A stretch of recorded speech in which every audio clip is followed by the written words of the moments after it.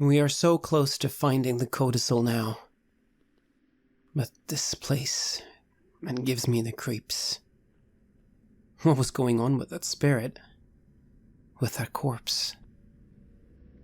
I chased it away, but I can't help but feel like there were answers there. But we didn't have time. At least that's what I told myself. But it's true. We have to get the Codicil and we have to save the 10 towns. Every day we tarry, people die. This is all up to us.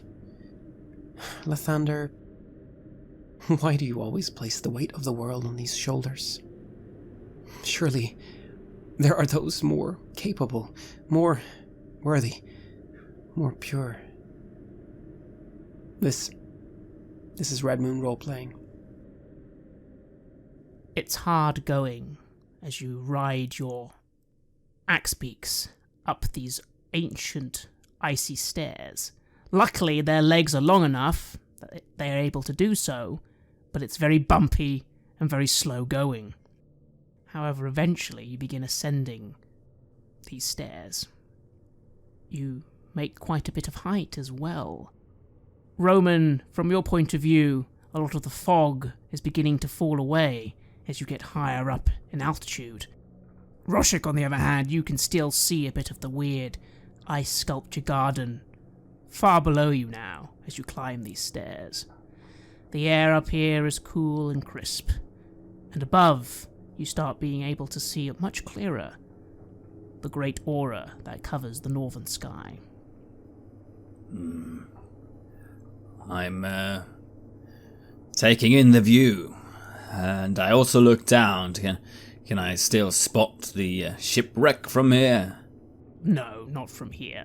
It's probably been about 2 or 3 hours of travel so far, so that's still quite far away, and the fog and mist still cover most of this island. Well, the aurora is something to behold. Getting closer, and it's getting clearer up here as well. I've seen it so many times, and it is beautiful, but it is a sign of everything that is wrong with this place.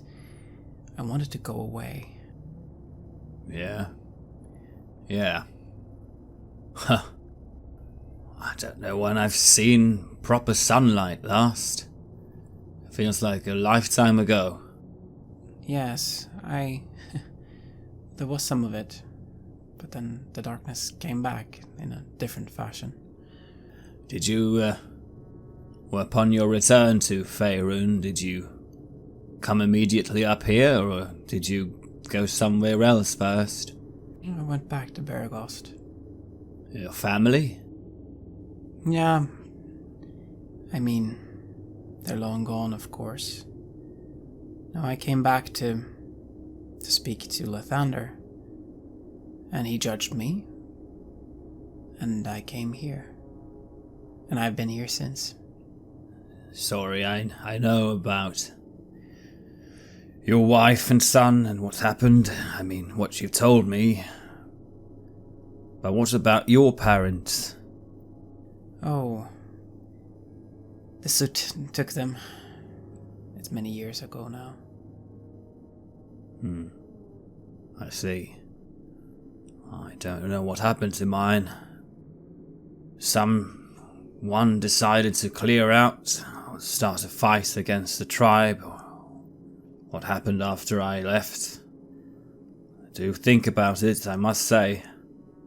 Yes, I think it's important for everyone to know where they come from. I hope you find them. I'm sure this is all fascinating conversation, but should we maybe be focusing on the impending, I don't know, frost giant ruin? Yeah, you're correct, Valen. Yes, of course. Sorry, we were just talking about old times, and we haven't really had a chance to talk properly since he came back, you know? Oh, goodness me, you had about 7-8 hours on that whale. Well, there was other things to do then. Well, whatever. Never mind, let's just focus. Again, I apologize, I'm a little unsure what to expect. I was expecting, like, a temple, but this is... different. Well, I don't know how we are supposed to be prepared for anything. Well, I suppose that's what we can do. Fine, I'll be quiet, and I'll assess as much as I can as we're getting closer what this skull actually is, and if somehow there's an entrance into, well, where this litany could be kept. And you do see the stairs finally beginning to end. Two great large double doors made from slabs of ice with dragon skulls and bones embedded in them. Carved above these two doors is a word in a language that looks a bit like Dwarvish. Any of you two speak Dwarvish? Dwarvish? No. Afraid I don't speak it. If it was alive, I could speak to it, but I cannot read it. That makes me think of that Dwarga king who made himself really large. What if, there was a whole tribe of them that just made themselves really large and decided to live on an island of their own? You're aware that the Dwarga ability to enlarge themselves isn't permanent. They constantly return to their original size, right? But what if someone overused it and couldn't get back again? Yes, Roshik, I'm sure that could be possible in some fairy tale. Anyway, she reaches into her cloak and takes out the purple orb. Luckily, Professor Scant here, I think, does know Dwarvish. You know Dwarvish, don't you, Professor Scant? Yes, I am familiar with several languages. One of them is Dwarvish. Wonderful. Translate that for us, would you? Very good. Grimskull. That is the name of this place, then. Well, I suppose it's more intimidating than the homestead. Yes. Well, it certainly is a fitting name, albeit a little bit on the nose. Why is it Dwarvish, though? The languages of the dwarves and giants is quite similar. Ancient roots, all that sort of thing. I look at this text for a bit and then look down at the double doors below it. Well, I suppose there's nothing to it but go in and enter. Should we knock? I'd say let's not. Velen dismounts off the axe beak and sort of walks up to the doors. The doors are very large. She sort of just looks at the pair of you and says, I think you two might need to do the pushing here. Yeah, I think so too. And I step off and I start making my way over, looking at Roman with a bit of expectation. Sure. What can go wrong? I say, and I move up. Very well. Roshik, please make me a strength check with advantage as Roman assists you in starting to try and push open these very large, very old doors. 23. It takes a little bit of time, but you put your back into it, Roshik, and with Roman helping you, you slowly begin opening these doors. They don't open quickly. It takes time, but eventually they push in enough for there to be a bit of a gap for you to enter through. Yep, that should do it. Rudy, you stay here. Wonderful. Good work, you two. Very good, very good. Excellent. All right, then, let us enter cautiously and quietly. Yes, I think that is prudent. I start stomping the snow off my feet and then realize that makes a bit of a noise, so I start following her lead. As you look inside, initially you can't see much at all. It's completely black. You, with your dark vision, can see what looks like a hallway, Roshik, but beyond that, not much more. What do you all do? Do you just walk into the darkness? Well, I'm not in the lead, so if whoever's going first, I'm just going to follow and see what they do. Well, I shall cast the light cantrip on my mace, and I draw it to light up the room a little bit. And your light gives you at least a little bit of vision, extending into what looks like a hallway. As you move past the doors and enter this building, the atmosphere changes. No longer is there fog, but there is a mist sort of just rolling around on the floor. Everything seems to be made of perfect, smooth, chiseled ice. As your light shines around you, it gives everything a bluish tinge. Darkness is everywhere, but in the gloom, with your light, you think you can see that there is only one way forward right now. A long corridor. Again, the ceilings, the floors, the doors, everything, compared to you, is giant-sized. Are there any torches or candles or some such along the way?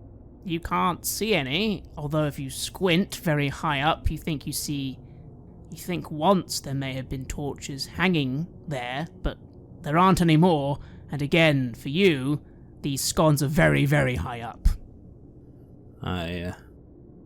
Well, I see pretty well in the dark. The only thing that bothers me is this mist skulking about. I follow Roman as we go deeper into the place.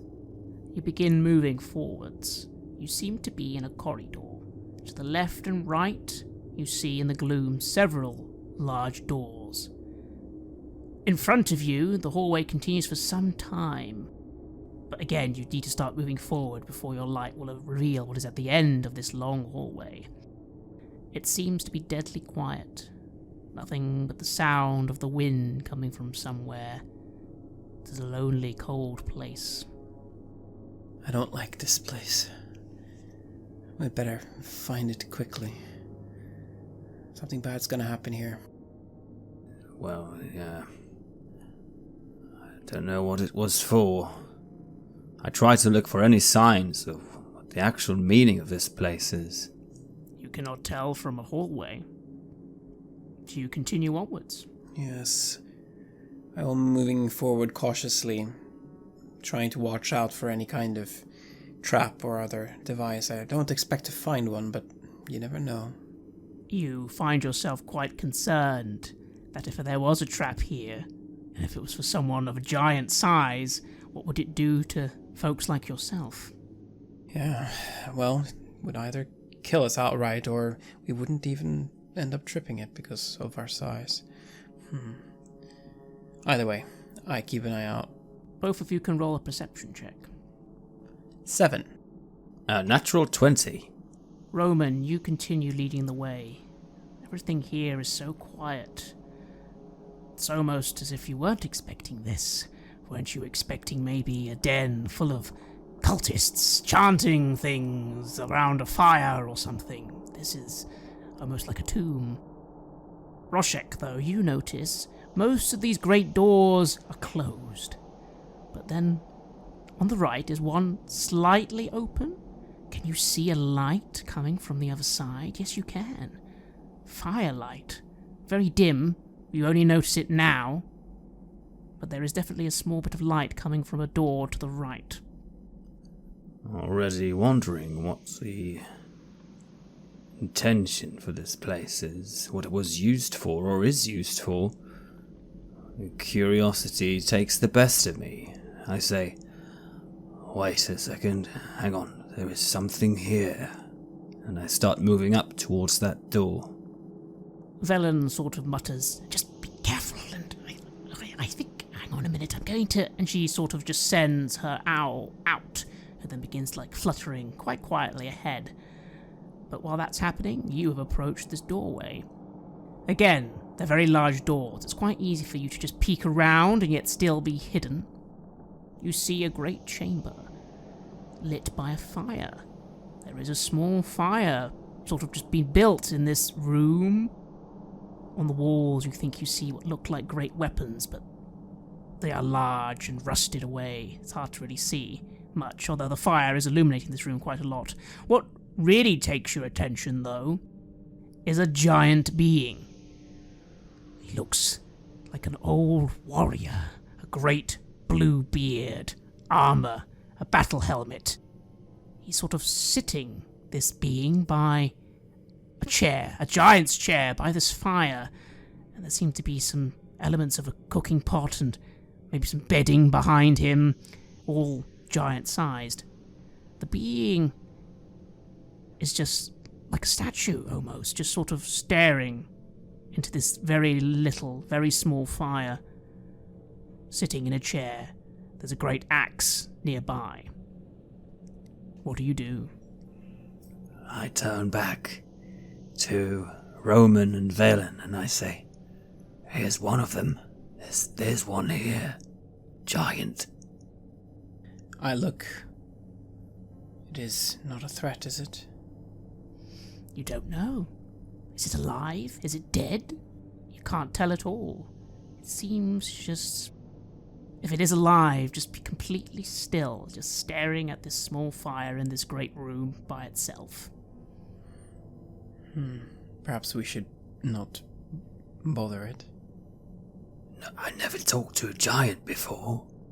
Perhaps there's a reason for that. Maybe not a lot of people survive conversations with giants. I squint and I try and look closer to see if there's any hint of it being alive at all. You think you can see icy breath coming back and forth from its face. It's very slow, though. And all it is doing is sitting by this fire. Yes, staring at it.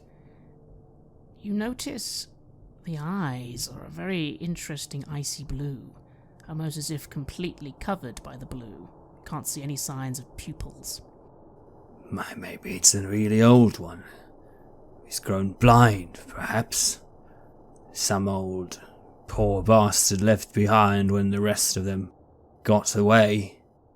I find it hard to stop myself. I find myself entering the room. You enter the room, take a few steps in. Still nothing is happening. As you have stepped in the room, you just hear Velen sort of hissing, I don't think we really have the time to be talking with a frost giant. You are aware that most frost giants aren't very pleasant, right? You've met a frost giant before? Never.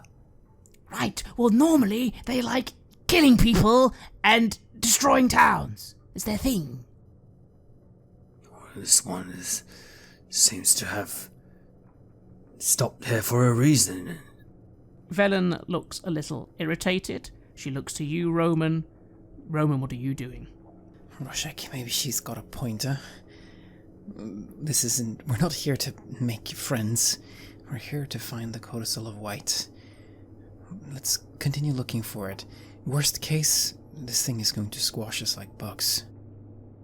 I look and I assess it. Does it really look that menacing? It is a giant, so it is 4 or 5 times the size of you. If it decided to try and kill you, it could. Of course, there are 3 of you.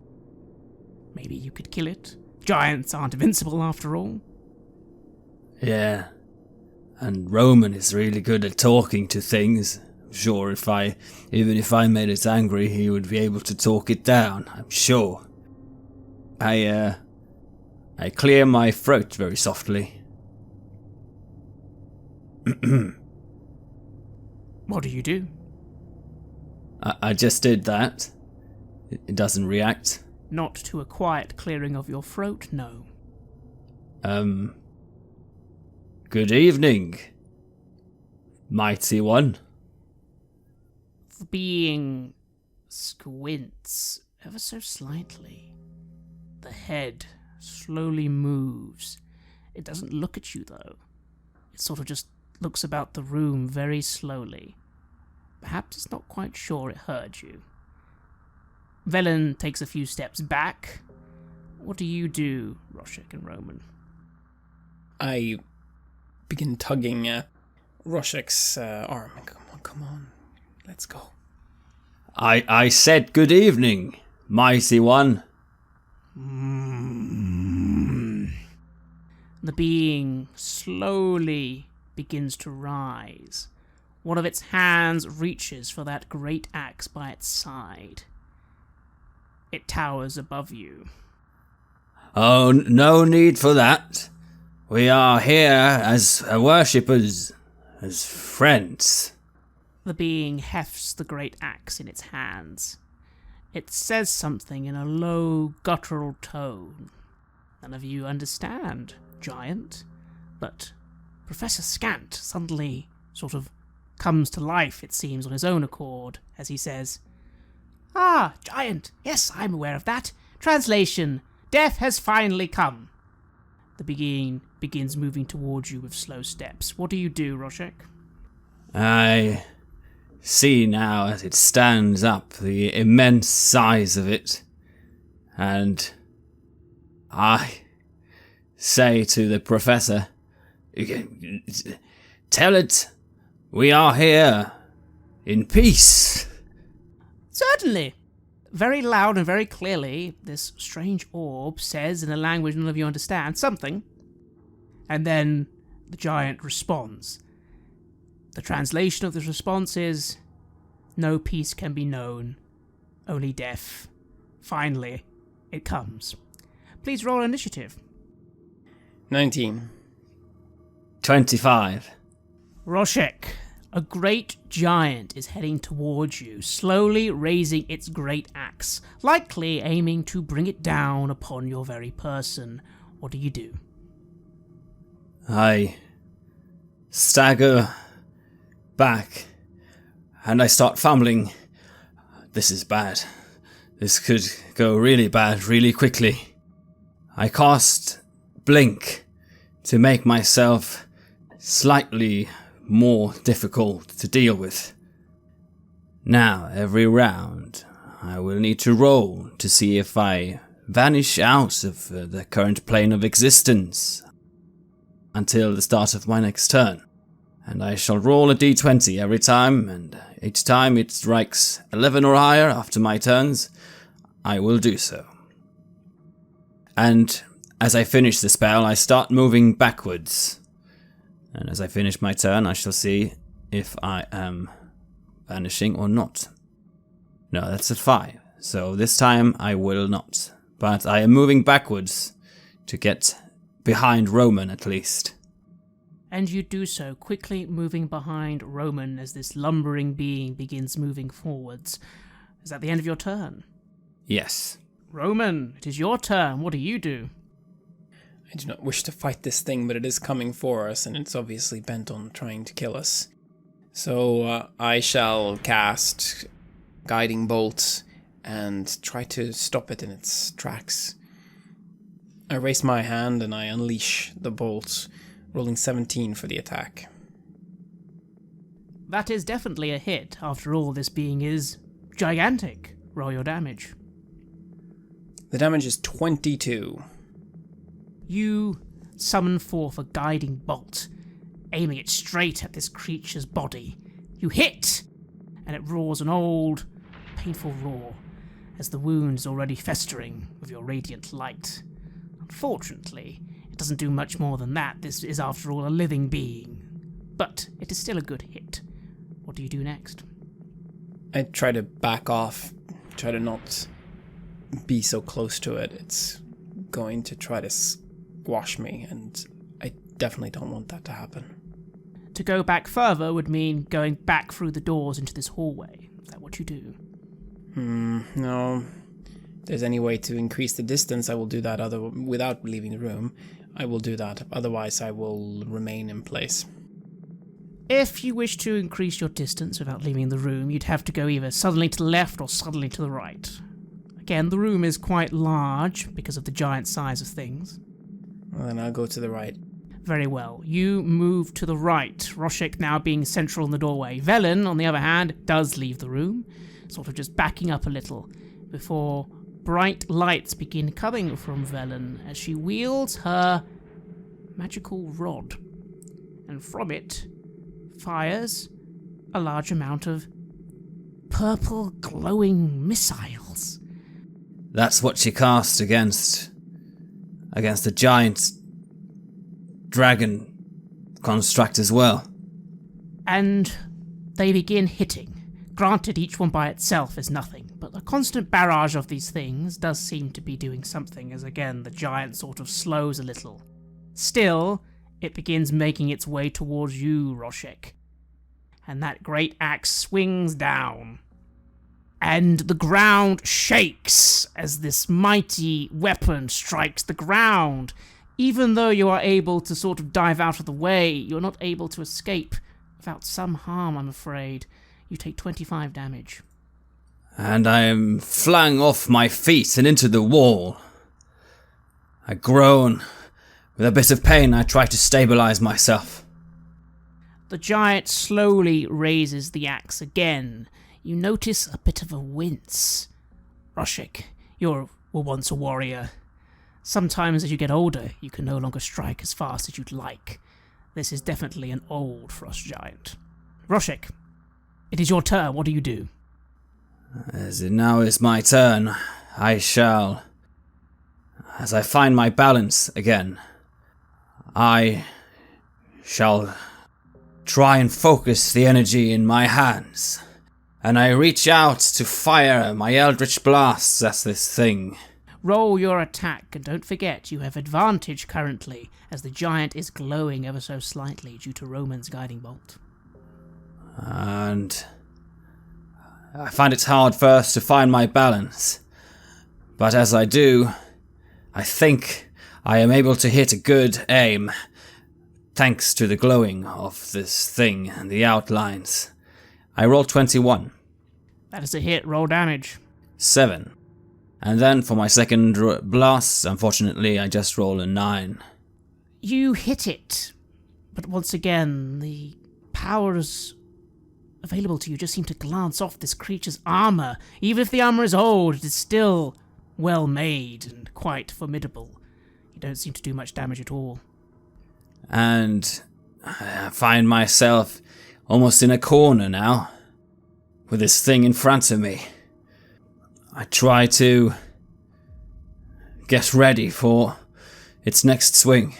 Roman, it is your turn. You moved away, which means this giant is focusing on Roshik, it seems. Doesn't really seem as if it's looking around much, though. How much can it see, you think to yourself? But it is your turn. What do you do? Yes. Perhaps we can use that to our advantage somehow. We could try to hide, couldn't we? Yes. Is there any kind of hiding place around here? Well, theoretically there are several. Large chairs, chests of items which you can't see into because you're quite small. The doors, obviously, leaving the room. You could try hiding somewhere. Granted, this is a giant, so even if it was hard of sight, if it was actually looking for you, it would eventually find you. Yes, that is what I'm worried about. No, we shall have to take it down. And I unleash yet another guiding bolt. Does it seem like I'm making a dent into it? Is it actually... Does it actually seem to be hurt by this? Oh yes. Your first shot definitely hurt it, far more than Roshik's attack. The second attack is 16. That is a hit. Roll damage. 25. And again, a glowing orb of light erupts from your hands, this time striking this being in the leg. It falls ever so slightly onto its knee, icy blood beginning to fall from the wound. It wails in anger, but also relief. Strange that you're getting that, Roman, but once again you've definitely wounded it. And as you see that the giant falls down, you notice that I have blinked out of existence, as I now managed on that blink roll. It wants us to kill it. Well, let us grant its wish then. I move again, trying to continue to keep my distance and to continue to have us be spread out across the room so that it cannot take us all out in one swing. Velen, once again, from somewhere far away, is just pelting this being with these glowing orbs of light. Again, these orbs keep hitting it again and again and again, each one not doing too much damage by itself, but the barrage is definitely aiding the bleeding. The giant begins craning its head around, squinting. It definitely can no longer see you, Roshik, but it does sort of look in your direction, Roman, and with that great axe swing it wide, trying to hit you, although you feel it's more swinging in your general direction than actually aiming specifically at you. Luckily, Roman, you are able to duck, and because you think it couldn't see you, it misses, although its great axe echoes above your head, the room shaking where the strike hits the ground near you. It is once again your go, Roshik.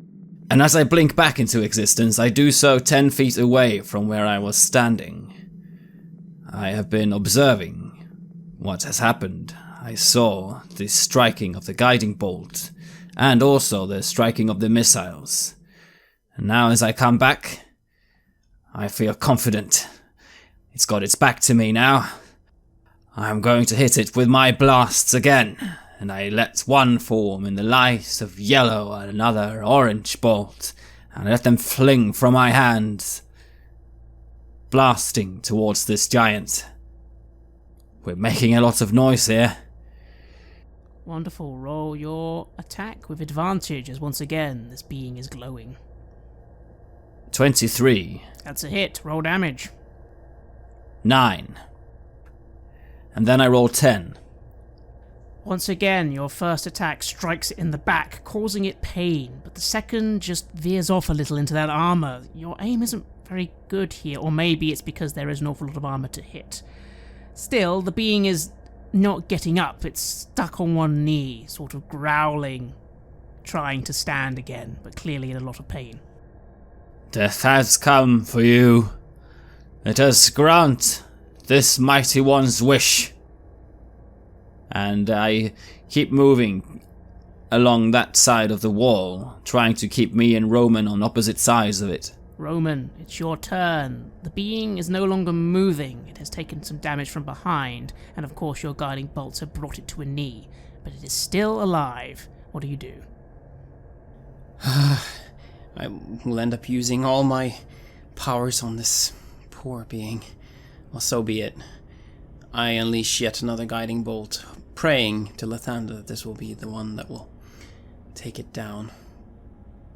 Roll your attack. 15. That's a hit. Roll damage. 23. You aim a guiding bolt straight at the creature's head as you hit in the eye. There is no more eye to speak of course, after your hit. The wound is smouldering, unpleasant to look upon. The being begins slumping on that knee, raising the great axe this time just to keep itself standing for a little while longer. It slowly slumps by the fire, and again mutters something.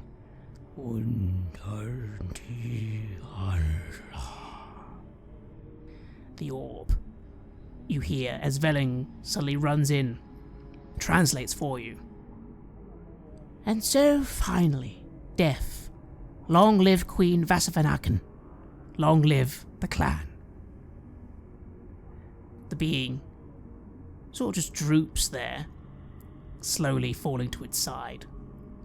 What do you do, Roshik and Roman? The being perhaps isn't immediately dead, but it can't be long now.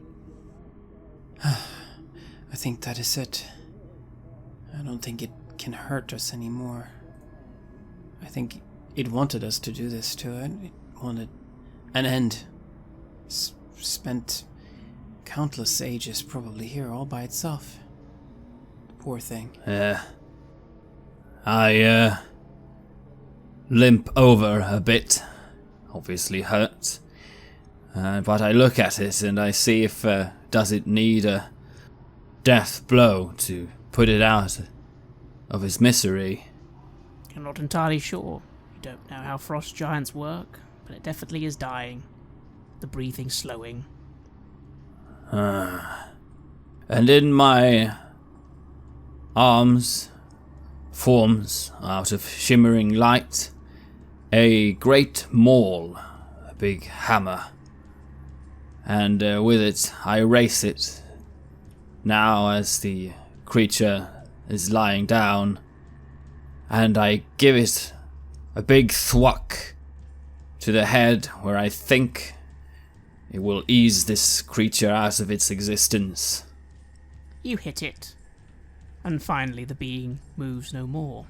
Although, considering when you entered it was barely moving, it doesn't seem much of a difference.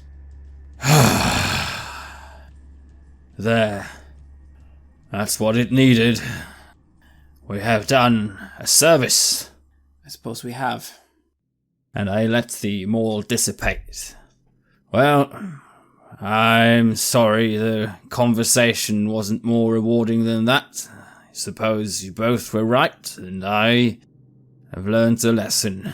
Oh, I'm so glad you've learned a lesson that when your two companions tell you frost giants tend to like attacking things, then, goodness me, it's a good thing that Roman and myself are so competent, although now we've used up some of our spells. I hope nothing hurt that. Ah, yes. I shall need a little bit of time for concentration in order to regain my powers again. Well, good news, you haven't got it. Now we best make our way and find this item. Who knows what will have heard this and if there's company on the way. I don't think there's any more giants, but perhaps other things.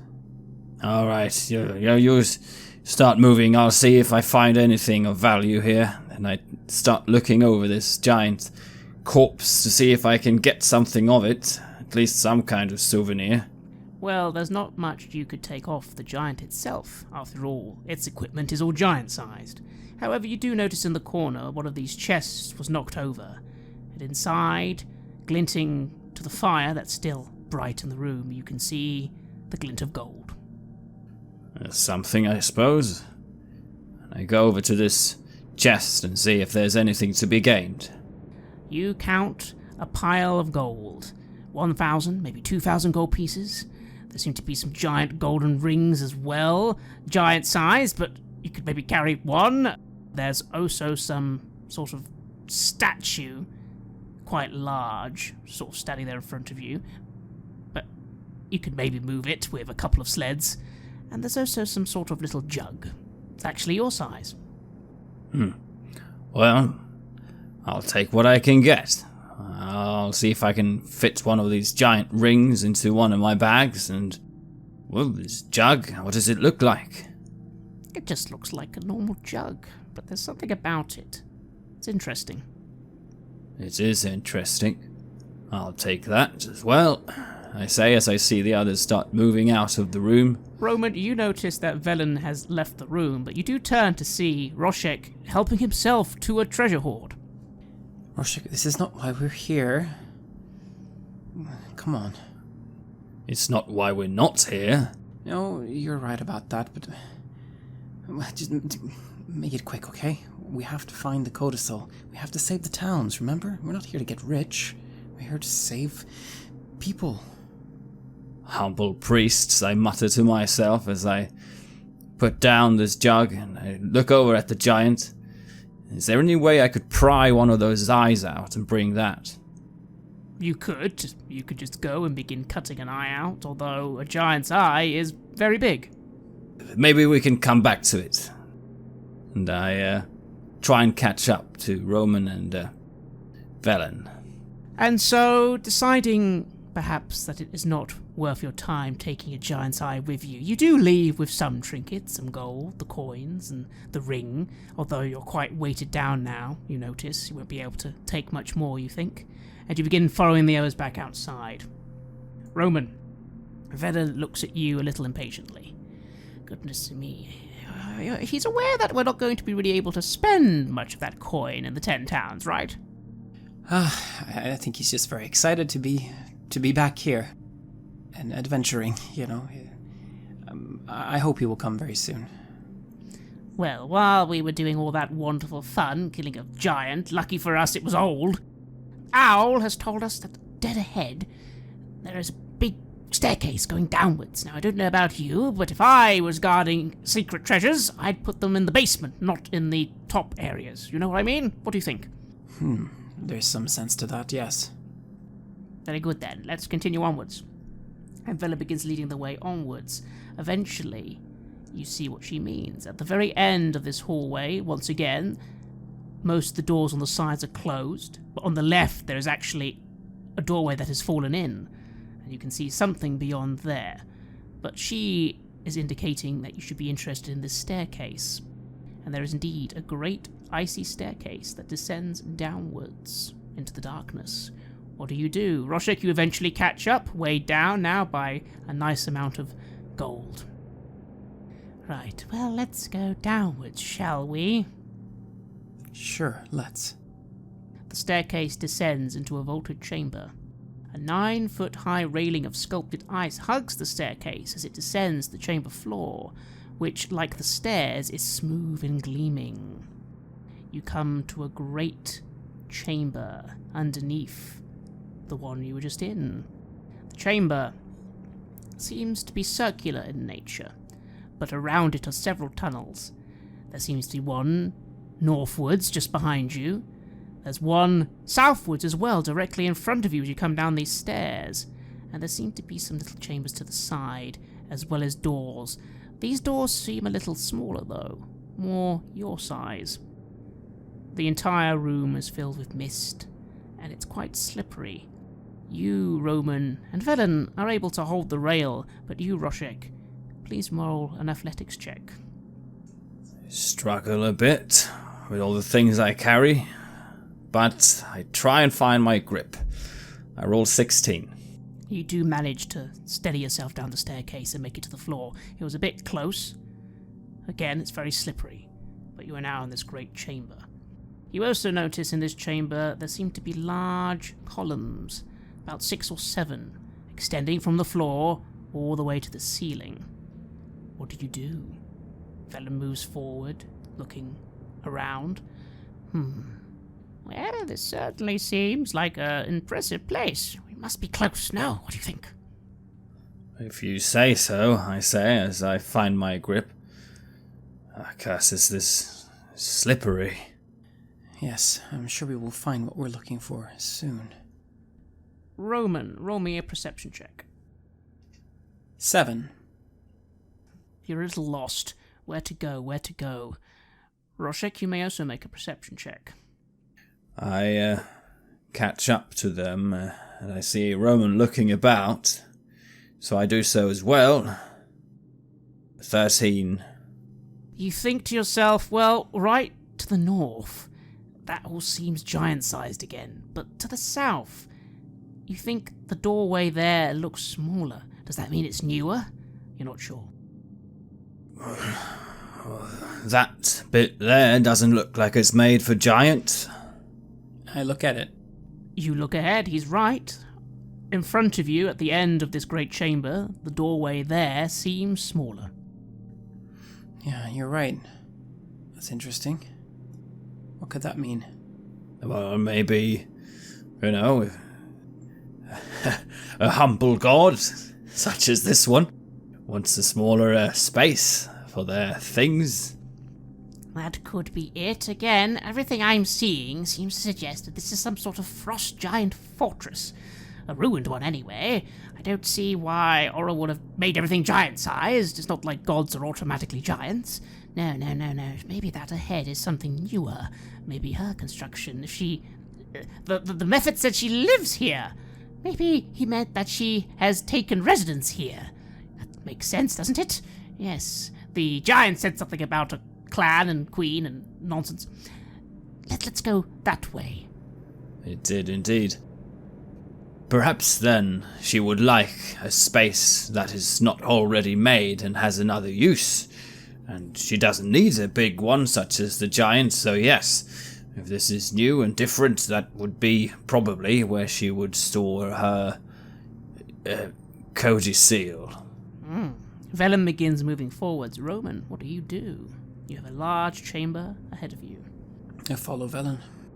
You begin following Roman, and as you look to the left and right, those little alcoves. Your light shines a little on them, and it does seem as if there's some old blankets and crates. People have been here, maybe, and not giant-sized. Interesting. You definitely look behind you one last time, and the northern passage is far bigger and mightier looking. So you head south, and you keep heading south, and eventually you find yourself near this door. It is still a double-sided door, still carved from ice it seems, but far more your size, and there seems to be some sort of markings around the top of the door.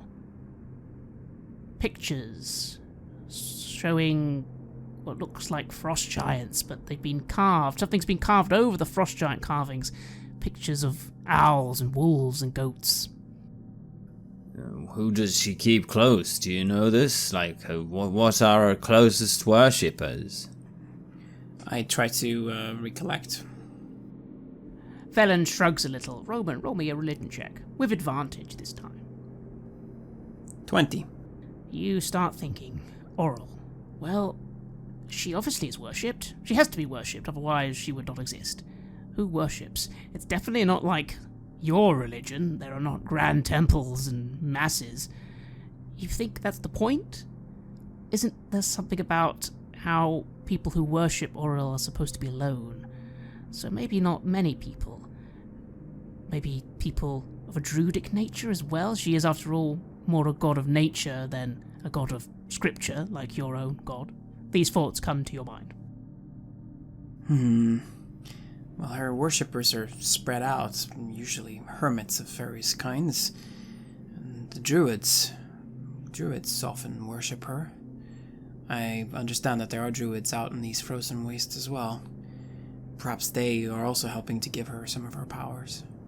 Yeah, druids, yeah, they're like worshipping different things, like different forces of nature and things. And some of them shapeshift as well, right? Oh yeah, that's right. These pictures, wolves and things, yeah.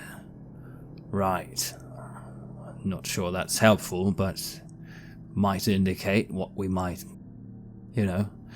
something is probably here guarding it. Yes, that is very possible. We best be ready, I say, and I move closer to this gate then. As you move to the gate, you hear a voice on the air. It's sort of not coming from anywhere. If anything, it seems to be coming from the door.